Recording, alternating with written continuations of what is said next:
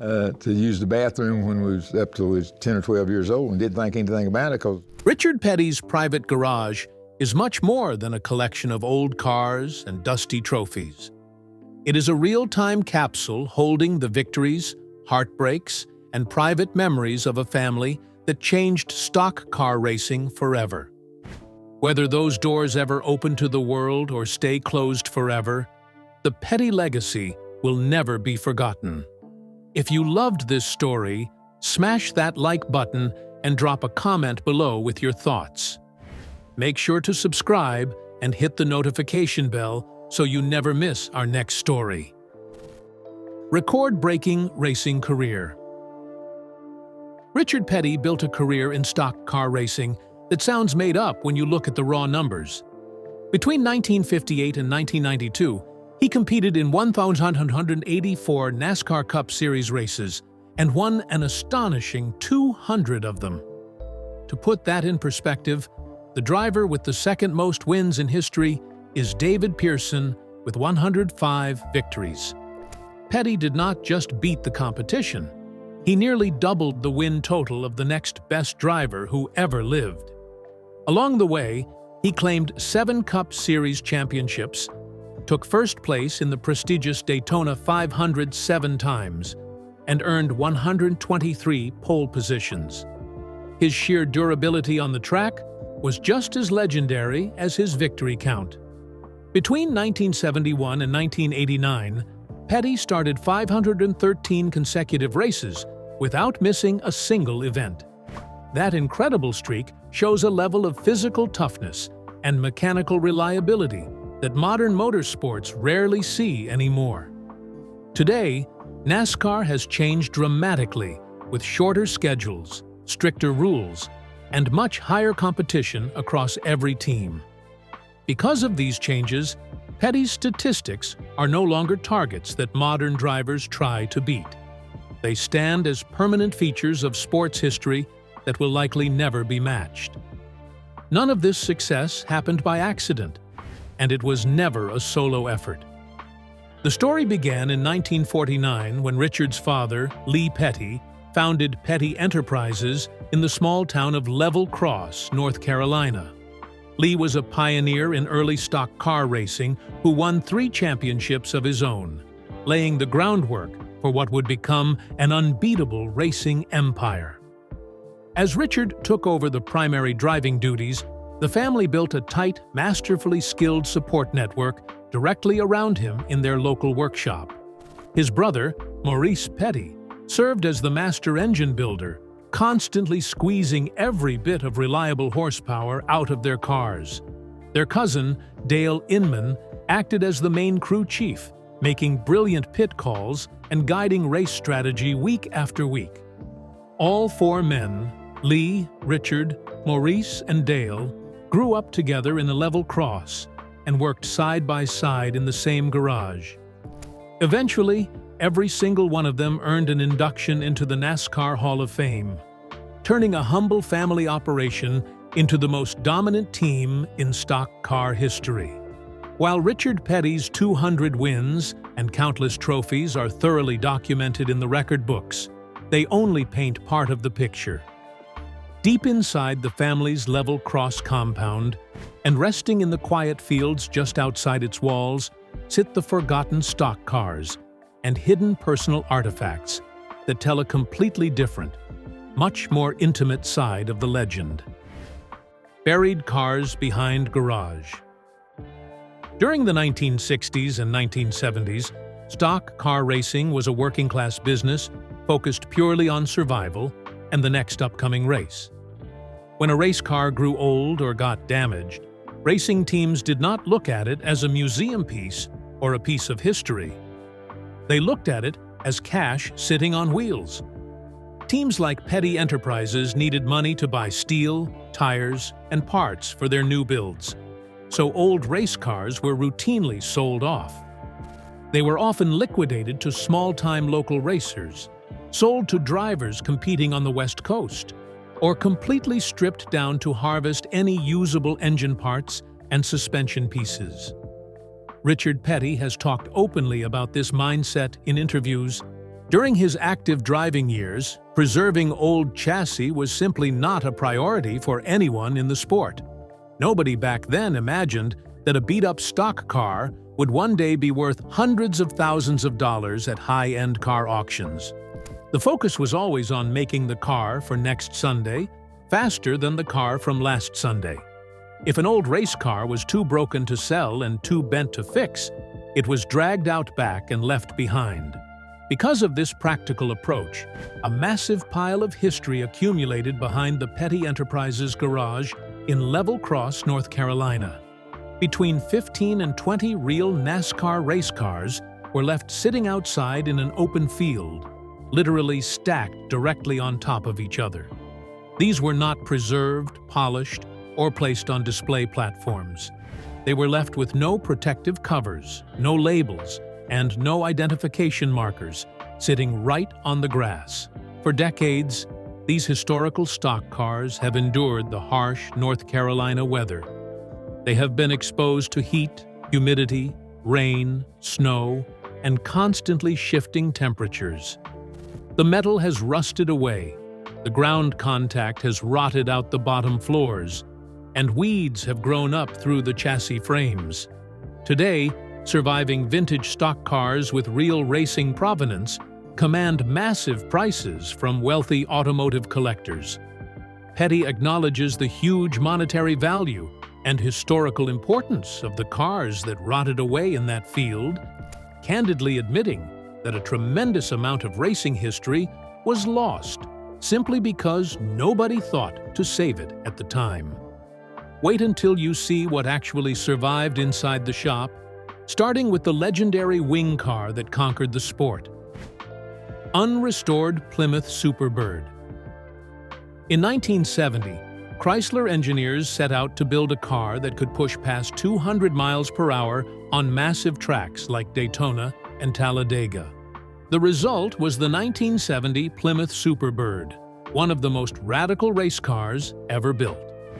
Chrysler spent millions of dollars using wind tunnels to design a body shape that could slice through the air with minimal effort. To achieve this, engineers added two striking features: a long, pointed nose cone on the front and a towering wing on the back. The nose cone cut down on air resistance and pushed the front tires firmly onto the asphalt. The massive rear wing trapped airflow to create heavy downforce, keeping the back tires glued to the track so the car would not flip at extreme speeds. Petty drove Plymouth cars to 18 victories during that 1970 season, making the iconic sky blue Superbird forever linked to his famous number 43. While a few Superbirds exist today in pristine car collections, the actual Superbird sitting inside the Level Cross garage is special because it was never restored. It remains in the exact condition it was in when it pulled off the track for the final time. Up close, you can still see small bits of shredded track rubber melted against the inner fender wells. The undercarriage carries a thick layer of genuine race grime, oil, and dust from 1970. The outer body panels still feature minor dents, scratches, and rub marks from hitting other cars at high speeds, none of which were ever buffed out or repainted. Most famous race cars in museums are washed, restored, and painted to look perfect for public viewing. This Superbird is the exact opposite. A raw, untouched time capsule of a real race day. Automotive experts believe that if this specific car, with its verified Petty history and completely original condition, ever went up for sale, it would easily command millions of dollars from top private collectors.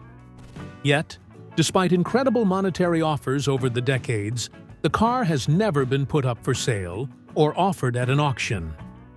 Next to this high-speed aerodynamic beast sits another car that looks completely different, but it actually started Richard Petty's entire career. Hand-built debut Oldsmobile.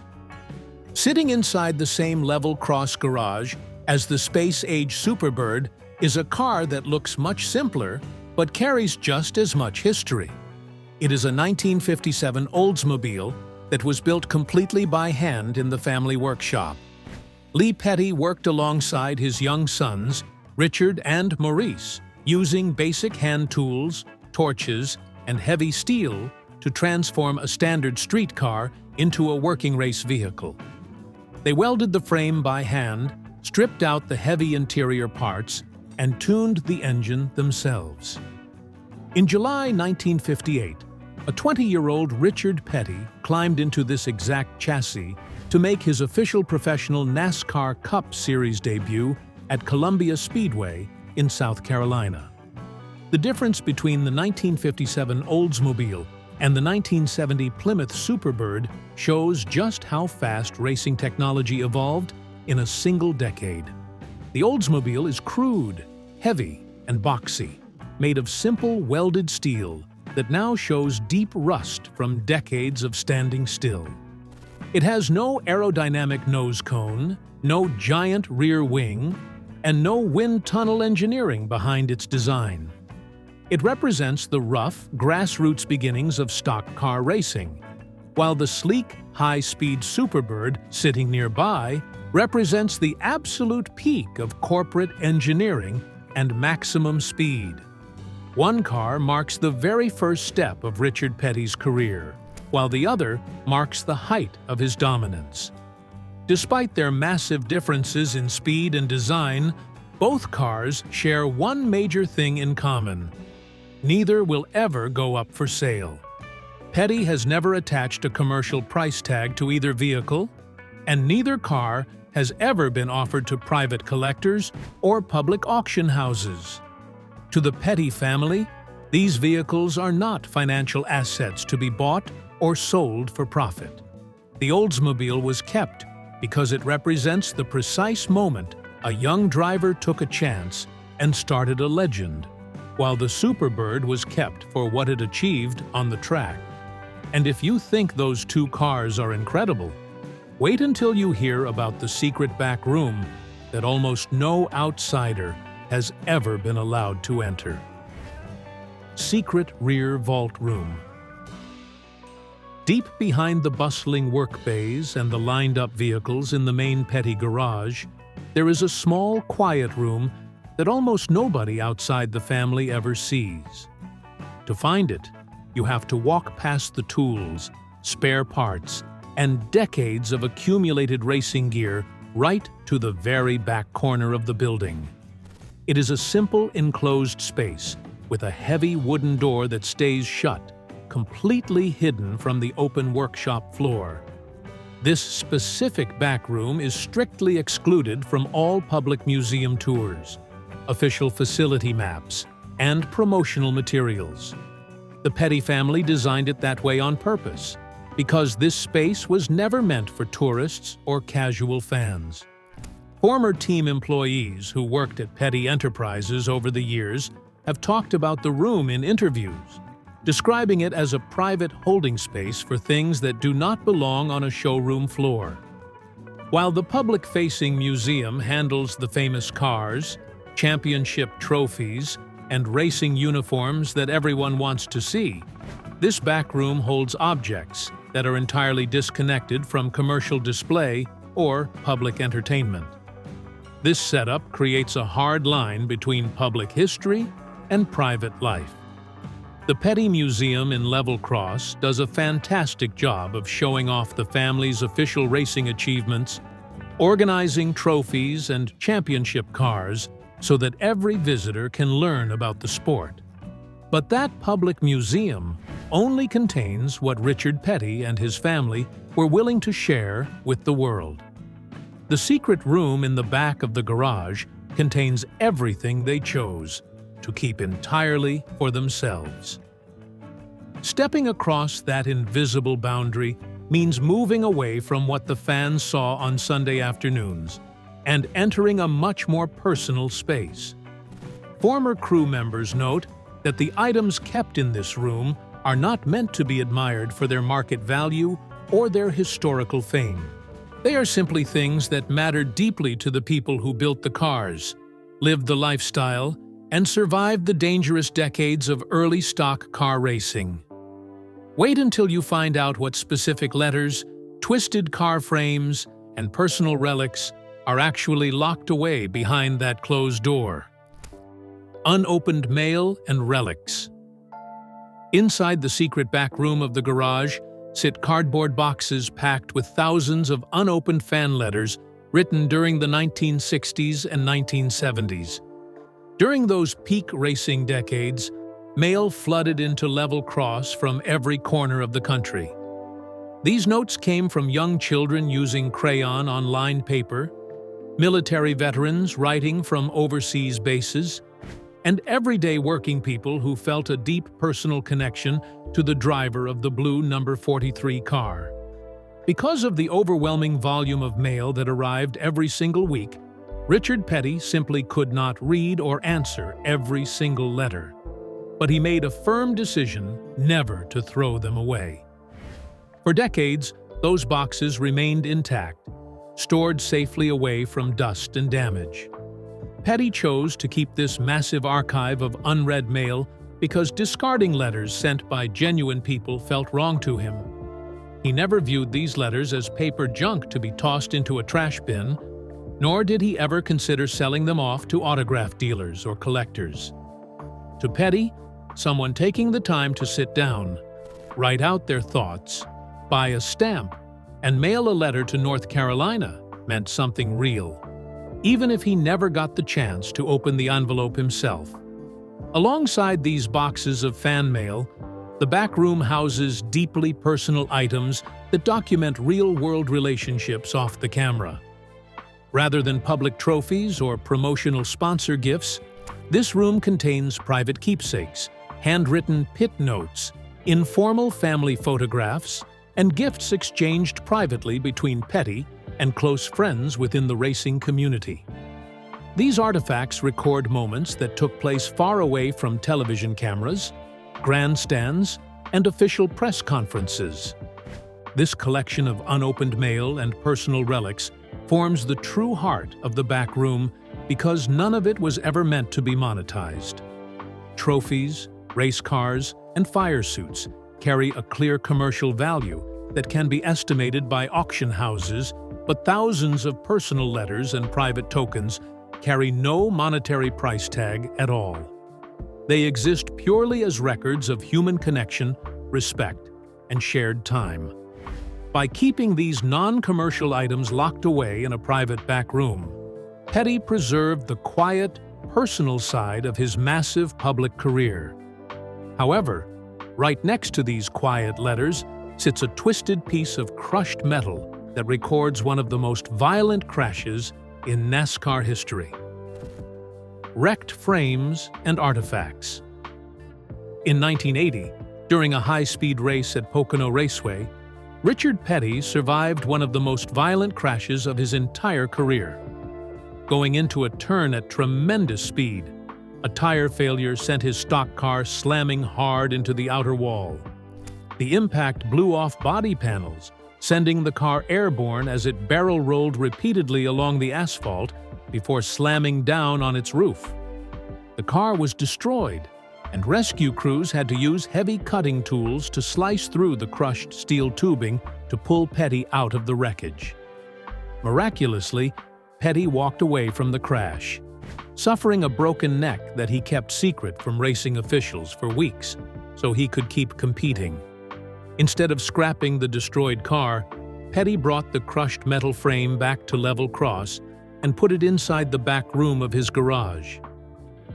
The chassis sits there today in the same condition it was in when the emergency workers finished cutting it apart on the track.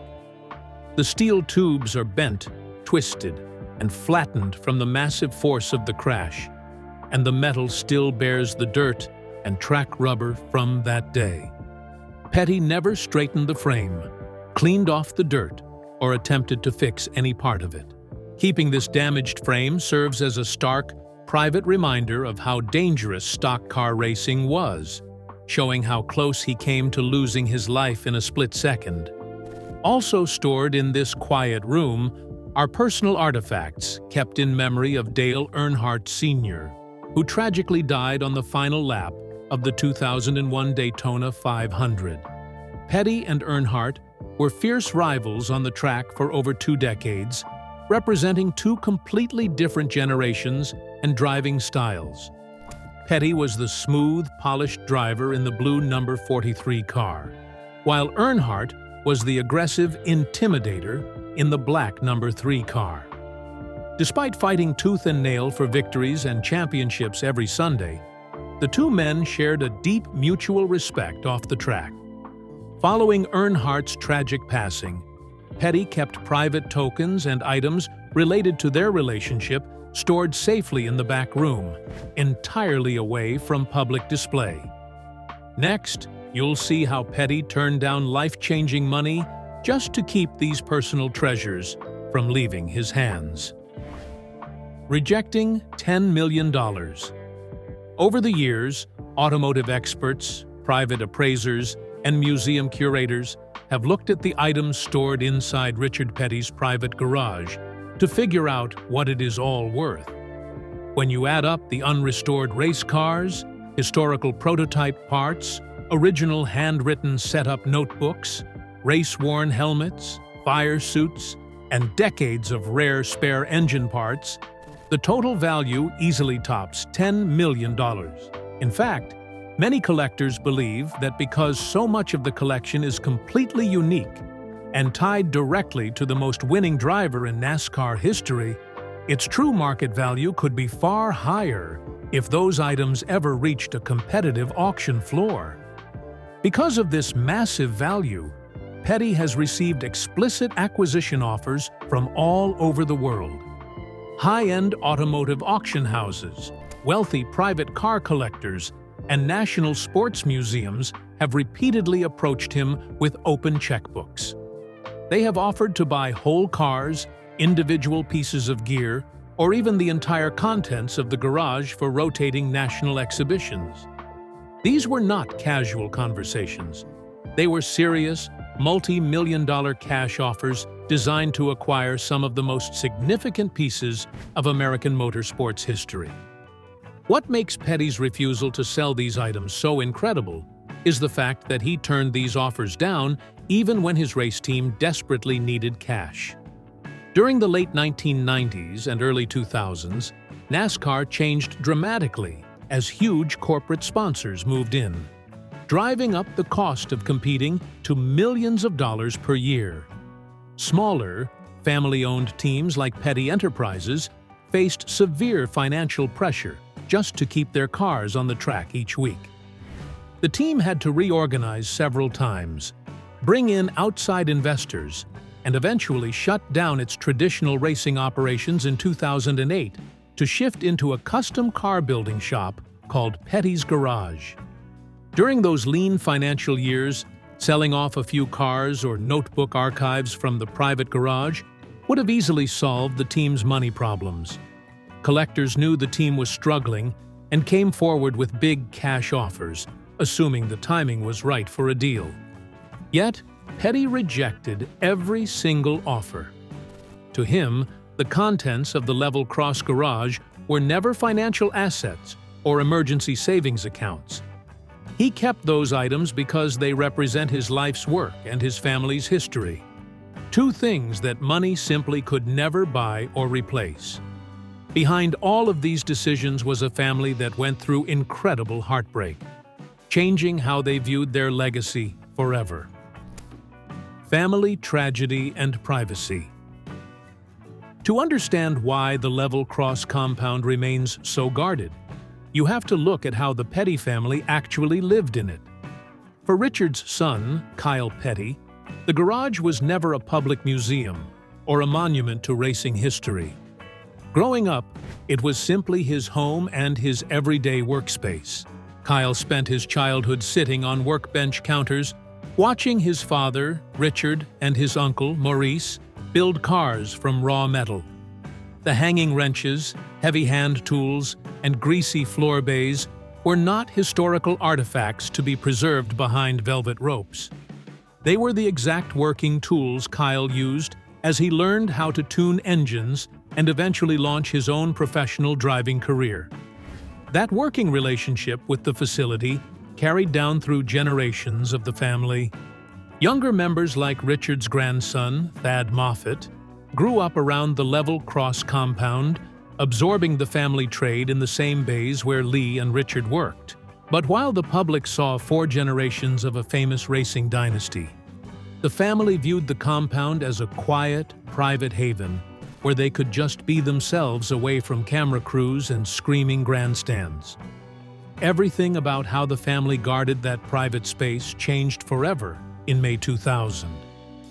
During a Busch Series practice session at New Hampshire Motor Speedway, 20-year-old Adam Petty, Kyle's son and Richard's grandson, was killed in a tragic high-speed crash into the wall. Adam was a rising star, the very first fourth-generation athlete in American professional sports, and his sudden death crushed the family and stunned the entire racing world. Losing Adam completely restructured how the Petty family viewed their lives, their legacy, and their privacy. Before the accident, the level cross compound was already a deeply personal place, but after 2000, protecting it became a strict emotional necessity. The family closed ranks, pulling back from commercial offers and public displays that wanted to turn their history into a business. The garage became a sacred sanctuary, a place where Lee Petty's original tools still hang untouched, and where the family can hold on to memories of Adam and their shared history without having to explain it to the outside world. Despite keeping those private doors locked, the Petty legacy is still being built today by hand on the shop floor.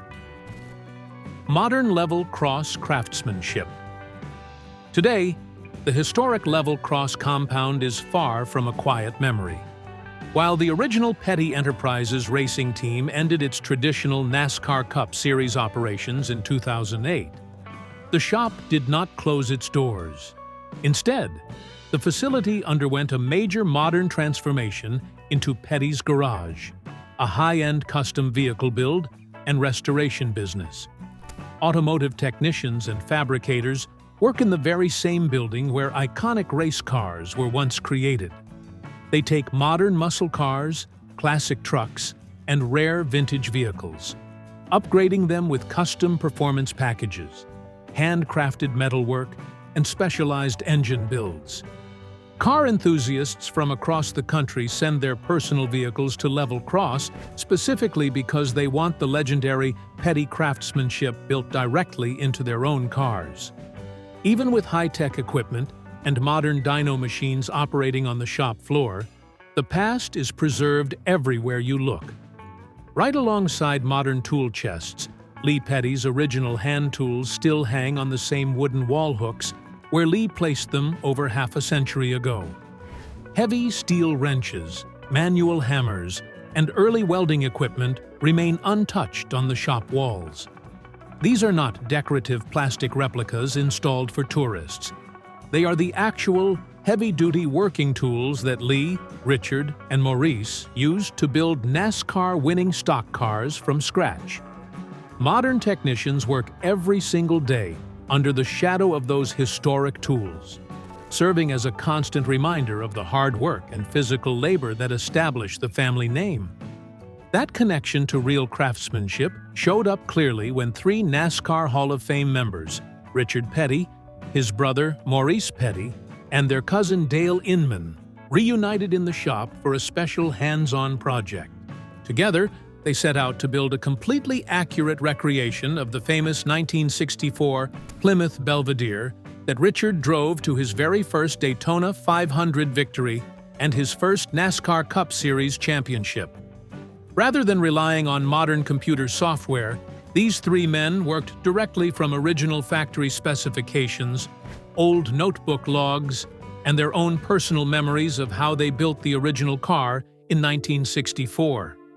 Maurice measured and built the engine specs, Dale guided the chassis setup, and Richard oversaw the physical body design. Seeing 3 men in their late 70s and 80s working together in the same building using the same hands-on techniques they mastered 6 decades earlier proved that their skill was never lost.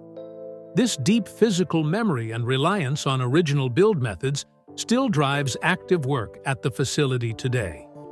When workers build or restore a car at Petty's garage, they do not rely on modern shortcuts or mass-produced aftermarket parts.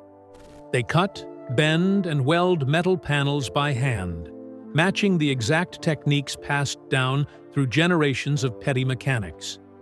Every engine tune, custom paint job, and metal repair follows the strict standards set decades ago. Richard Petty's private garage is much more than a collection of old cars and dusty trophies. It is a real-time capsule holding the victories, heartbreaks, and private memories of a family that changed stock car racing forever. Whether those doors ever open to the world or stay closed forever, the Petty legacy will never be forgotten. Perhaps that is the real lesson hidden inside the Level Cross compound. A collection worth millions of dollars sits behind those walls, yet not one piece of it was ever built to be sold, displayed, or turned into a headline.